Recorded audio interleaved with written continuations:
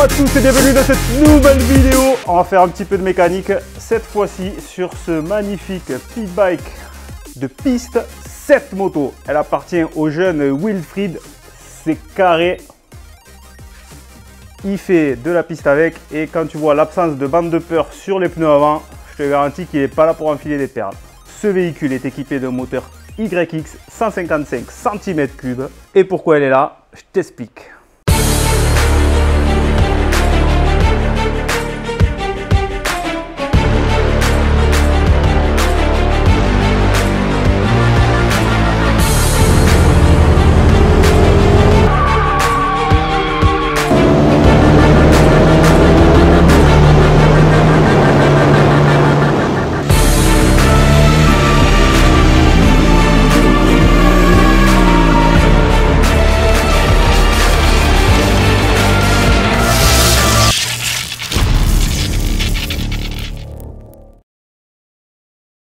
Donc, il m'a contacté me disant que la moto est tombée subitement en panne, elle démarre plus. Alors, ce qui s'est passé, donc il était sur piste, fond de cale, arrivé dans un virage, si j'ai bien compris, au moment où il a rétrogradé, la moto elle a pris plus de tours que d'habitude, visiblement, hein, de ce qu'il m'a expliqué.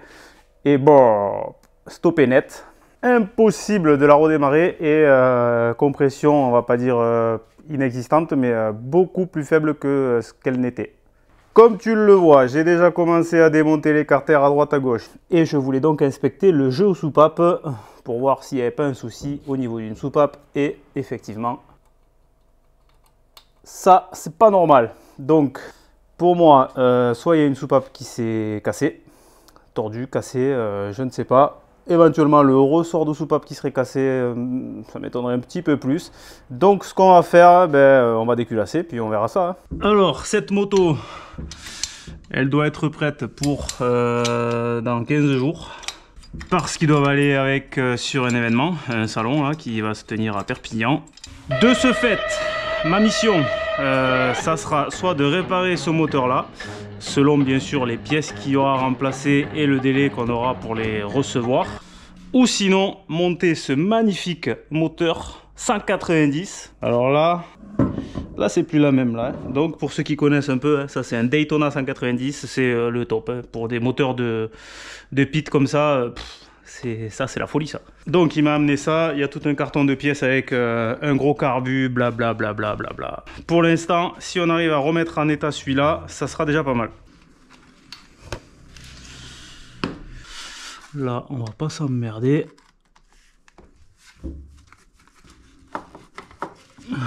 Le carbu il reste là, la pipe elle restera sur la culasse.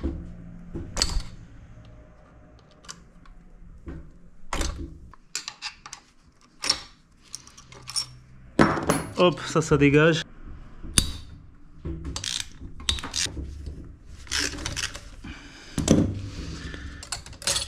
Alors, fais-moi voir. Oh, me dis pas que le garde-boue va me casser les couilles.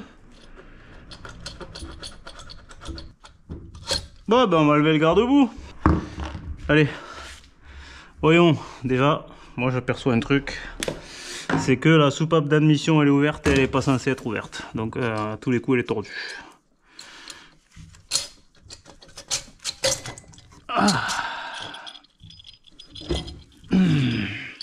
Oula! Ah oui. Maintenant voyons le piston. Ah ben voilà! Elle fait un petit bisou. Approchez.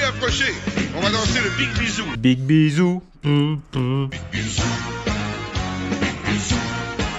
Bon ben voilà, on a trouvé le problème. Donc maintenant, alors ça dégage.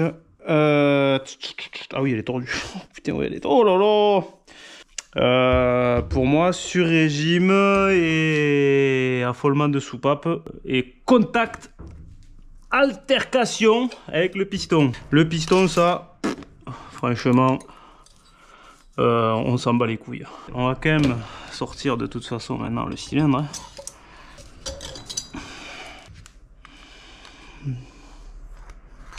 Ouais, ça c'est tout neuf ça. Même le piston, bon et tout, ça va quoi.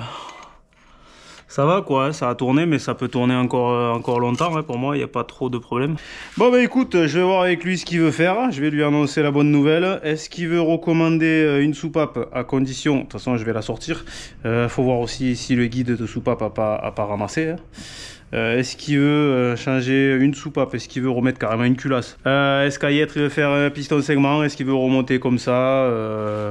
Je ne sais pas, à suivre.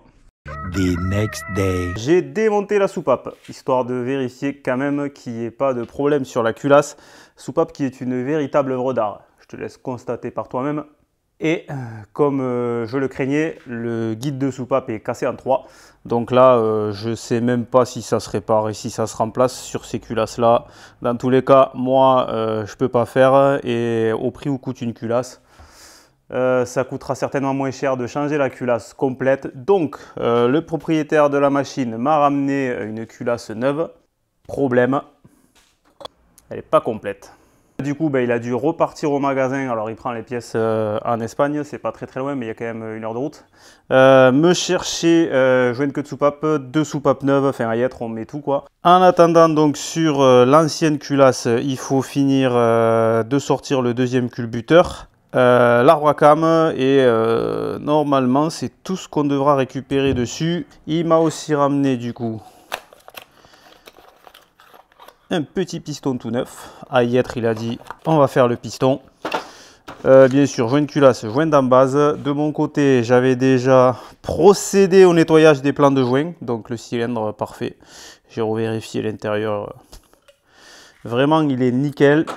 Ici, idem, plan de joint, c'est propre. Là-dessus, pour sortir les culbuteurs, c'est pas compliqué. Ici, il y avait donc une patte à défaire avec 2 vis cruciformes. Ensuite, il suffit de visser une vis sur l'axe qui sort et le culbuteur.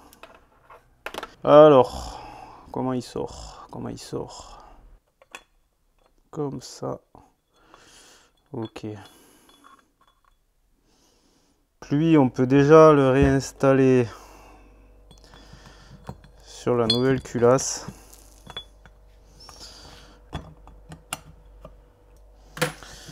Donc là, tant que j'ai pas les pièces sur cette culasse, je peux pas faire plus. Par contre, j'ai dit une connerie, il va quand même falloir sortir la soupape d'échappement sur celle-là parce que il y a 2 ressorts de soupape là-dessus. Il y en a un à l'intérieur de l'autre et a priori, il me ramène que les gros, qui seraient en plus du coup des ressorts racing.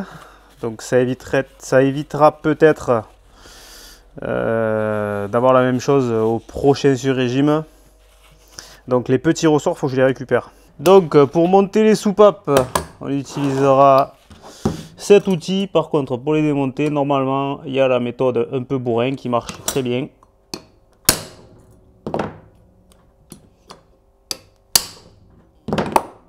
Voilà, un petit coup sec avec une douille, ça fait dégager les demi-lunes. Et donc le ressort dont je te parlais, c'est celui-là qu'on va récupérer. Ce qu'on peut faire d'autre en attendant, déjà on va préparer le piston. Limite je peux même le remettre sur la bielle. Ouais, parce que j'ai pas précisé je crois, mais là aujourd'hui on est vendredi.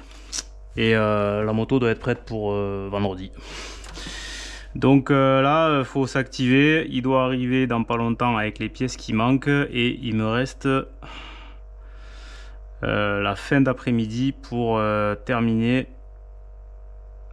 Pour commencer, j'ai déjà monté le premier clips. Là, donc toujours l'ouverture vers le bas, à la limite vers le haut, mais pas sur le côté. Après, qu'est-ce qu'on a ici? On a donc les 2 segments qui composent le racleur avec le ressort. Et les 2 segments du dessus, donc ici ils sont marqués WLF1 et WLF2. Donc le 1 au-dessus, le 2 en dessous, écriture visible vers le haut. Toujours pareil, le ressort c'est bon. Hop. La 3e partie, pour moi le racleur c'est toujours le plus casse-couille à mettre.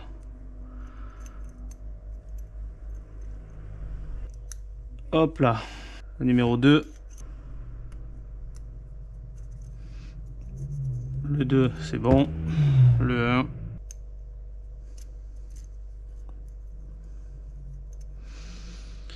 Ensuite, il faut tiercer les segments, c'est-à-dire les ouvertures espacées de à environ 120 degrés, donc une par là, une par là, une par là. C'est juste histoire de dire que on se retrouve pas avec des ouvertures de segments face à face. On est pas mal. De toute façon, il faut le recontrôler après parce qu'on risque de les faire tourner en mettant le piston en place. Donc bien sûr, il y a un sens, in, ex, donc ex, échappement, in, admission.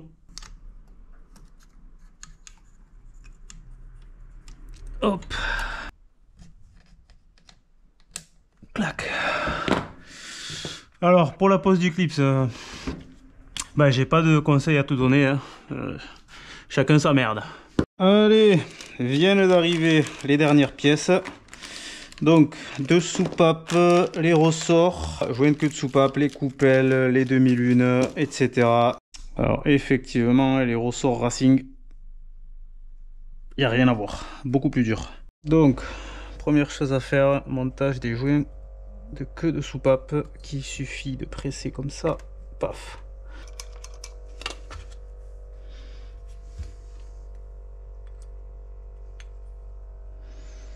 On la fait passer délicatement en la tournant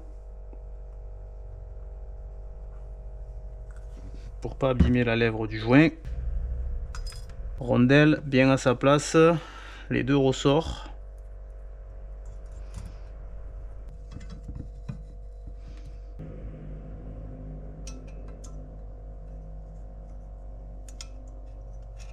Ensuite on met les demi-lunes. Là elles y sont.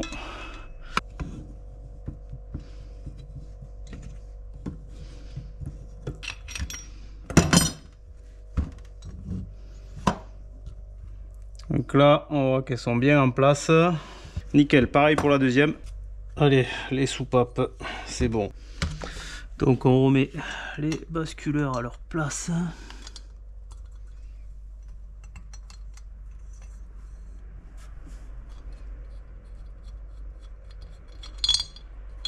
Donc bien sûr il n'y a qu'un côté qui est fileté pour pouvoir les extraire après, donc on fait attention au remontage. Pas mettre le côté fileté au fond parce qu'après pour le ressortir.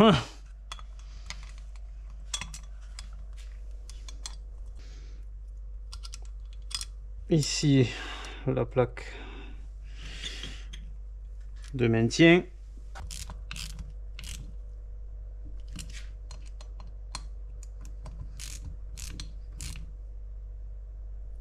Là on va pouvoir déjà régler le jeu aux soupapes. Moi je mets 0,06 admission.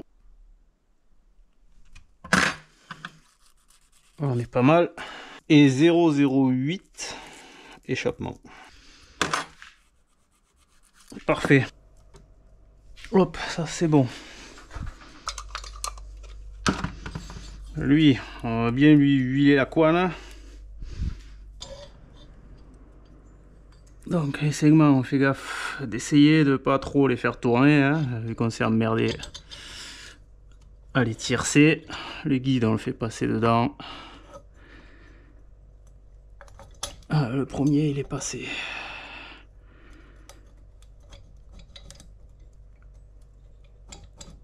Hop. Allez. On passe la chaîne là.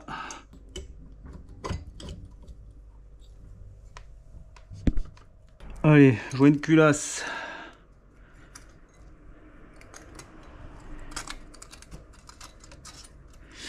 Il y a un sens aussi, hein. Faire attention avant de le mettre. Le joint d'en base, c'est pareil.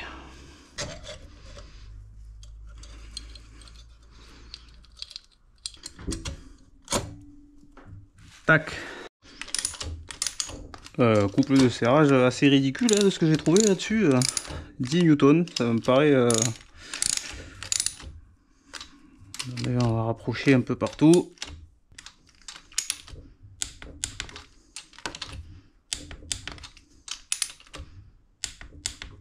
C'est vraiment un faiblard.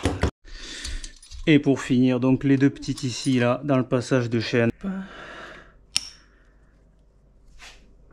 Parfait.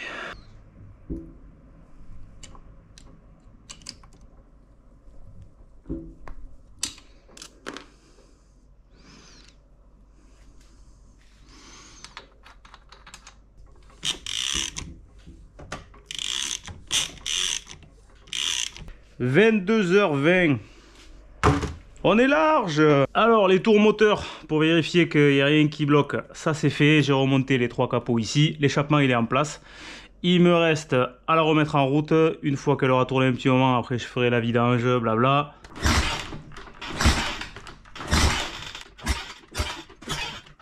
Ouah.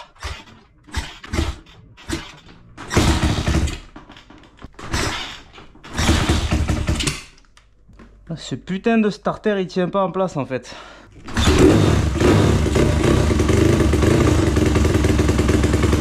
Ah, en fait il faut tenir le starter là parce que sinon il s'enlève tout seul.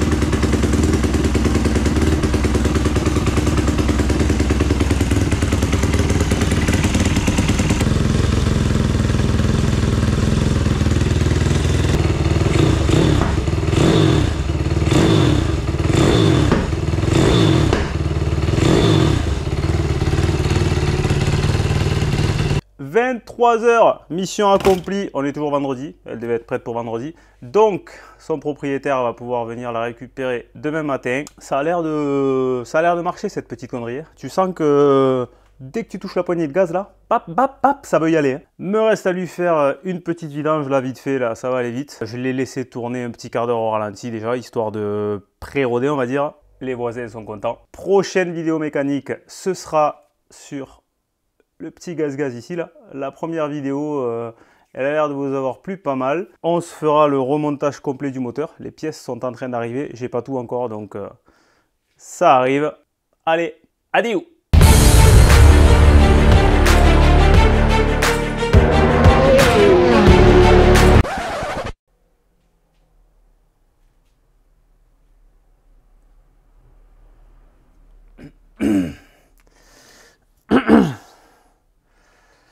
Elle a roulé la moto. Elle a roulé. 5 tours de piste. Il m'a refait la même. La même il m'a refait. Wilfried le mangeur de soupape on va l'appeler. Et je te mens pas, c'est pas la même. Hein.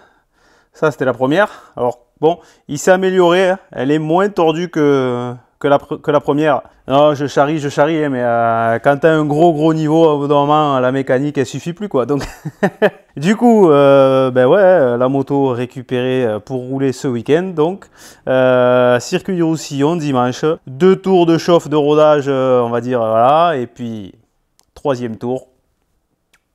Poignée en coin. Et au 5e, fini. Rideau, on ferme. Pour te dire, hein, j'ai mis un compteur d'heure quand on a refait le moteur. La moto à 0,3 heures. Ça fait pas lourd. Hein. Alors, comme quoi, ben donc, malgré des ressorts racing full power mes couilles, ben, ça suffit pas. Ça suffit pas. Le problème qui visiblement se pose, c'est que ben, il doit être un petit peu trop énervé pour ce genre de moteur et ben, sur des rétrogradages un petit peu trop appuyé, bah ouais, voilà, affolement de soupape et ça tapait, il n'y a rien à faire. Ça a tapé quand même moins fort que la dernière fois, le piston est moins marqué, la soupape on l'a vu elle est beaucoup moins tordue, ça n'a pas cassé le guide cette fois-ci. Je te cache pas que quand il m'a appelé pour me dire il a fait 5 tours et bon, ça s'est arrêté, je me suis dit aïe. Est-ce que j'ai pas fait une connerie? Et non, hein, donc j'ai ouvert tout de suite évidemment pour vérifier. Moi, tout est en place. Les soupapes, bon là bien sûr je l'ai démonté, mais les demi-lunes, les machins, les ressorts, rien n'a bougé. Tout était nickel. Il n'y a eu aucun problème au niveau moteur. Piston, segment, cylindre, tout ça, rien n'a bougé. La distrie était toujours calée comme elle doit être. Donc non, il y a eu un souci d'affolement de soupape encore une fois. Le problème, c'est que la moto, elle doit rouler de nouveau pour ce week-end. Autant te dire qu'on va pas recommencer à aller courir en Espagne, chercher des soupapes, des machins, des trucs. Tout recommencer pour que de nouveau, éventuellement, se produise le même problème. Donc, je vire la gaz, je la refous sur le pont et on va lui swapper le petit 190 qui se trouve là-bas dans le carton. Donc, on a le Big Daytona 190. Le gros carbu de la mort qui tue avec grosse pipe d'admission, le manchon, donc sélecteur kick, tout est complet. Les jeux complets de gicleur pour les réglages carbu, ça c'est ah oui, le Venturi pour le carbu. On a le CDI, bobine anti-parasite, voilà. Il n'y a plus qu'à.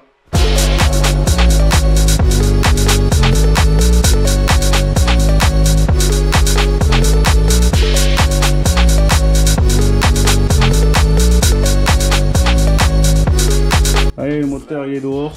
Par contre ici, là il y a un petit problème là. Le cadre est en train de fissurer. Donc bon ben on va souder ça vite fait avant de mettre le 190 parce que là il va finir par s'ouvrir en deux. Slap.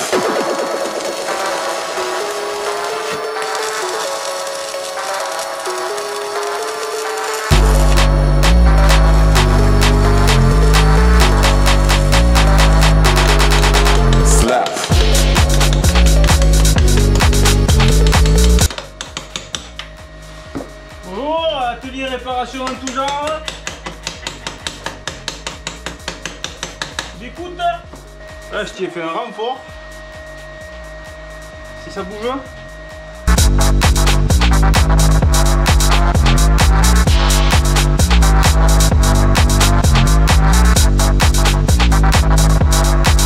Slap. Il est dedans. Il y a eu quelques petites adaptations à faire quand même hein. Mais il est volumineux hein, par rapport à la taille de la mob. Là ça va envoyer. Donc ici le problème qu'il y a c'est que le 150 ou 160 qu'il y avait là, il fait pas exactement la même largeur à ce niveau là. Le 190 il est un petit peu plus large, donc ça passait pas ici sur la fixation du bras oscillant. Donc qu'est-ce que j'ai fait? J'ai meulé l'écarter. Pas d'autre solution. J'ai enlevé 1 mm de chaque côté. Il rentre au chausse-pied, mais il rentre. Ce côté donc c'est réparé. Ce que j'ai fait, j'ai soudé une plaque de renfort dessus, un coup de peinture et là ça bougera plus.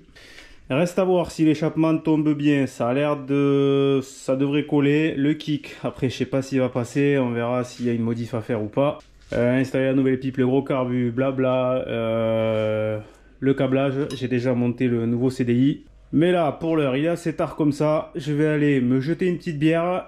Et on verra ça demain. The next day. Allez, l'échappement ça passe pile poil au poil de cul. Par contre ici, on va avoir un problème. Le kick qui passe pas avec le repose-pied. Et là, pour l'instant j'ai pas la solution. Il va falloir réfléchir. Soit il faut fabriquer des platines pour déporter les cale-pieds. Sans trop modifier la position de conduite, sans que ça bloque avec la pédale de frein, sans que ce soit trop bas pour qu'après on manque de garde au sol. À réfléchir. Comme j'ai pas l'info si c'est de la bonne huile qu'il y a dedans ou si c'est juste une huile de stockage, on va lui faire une vidange. Je vais faire comme ce qui est préconisé sur les moteurs YX, même si bon là c'est un Daytona, c'est peut-être un petit peu plus qualitatif. Donc contrôle du calage de la disserie, déjà on est bon hein. Ici le repère en face là, et ici là il faut qu'il soit pareil là, dans l'axe de la vis là, enfin dans l'alignement du bloc. On peut voir que là-dessus on est plus sur des 2 soupapes. Là c'est un 4 soupapes. Attention, ça rigole plus. Du coup Wilfried, tu as 2 fois plus de chances d'en plier une. On va regarder un petit peu qu'est-ce qu'ils nous ont mis comme jeu. C'est bien serré tout ça je trouve. Ah ouais non c'est faiblard tout ça hein. Même à l'admission on n'a même pas les 0,05. On doit avoir 0,04 à tout casser. Allez, je vais augmenter un tout petit peu les jeux. Allez, impeccable. La chaîne est en place, j'ai remis le pignon. La pipe, elle est montée. Boisseau, c'est monté. Le carbu de la mort qui tue. J'ai mis les gicleurs les plus gros pour commencer. C'est ce qu'on m'a recommandé. Comme en plus de ça, il tourne sans filtre à air. Mate ça si c'est beau. Le carbu de la mort qui tue et le Venturi de ses grands morts.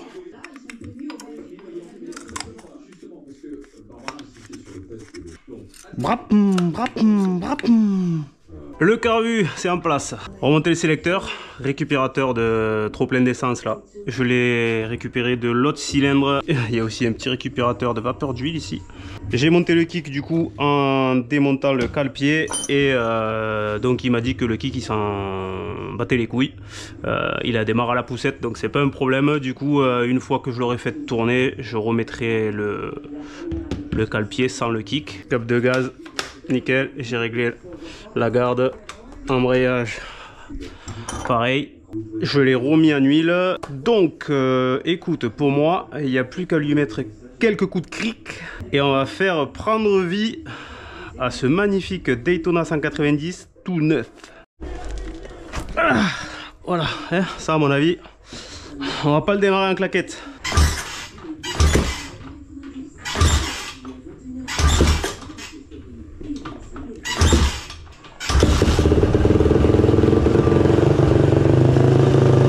Et c'est parti!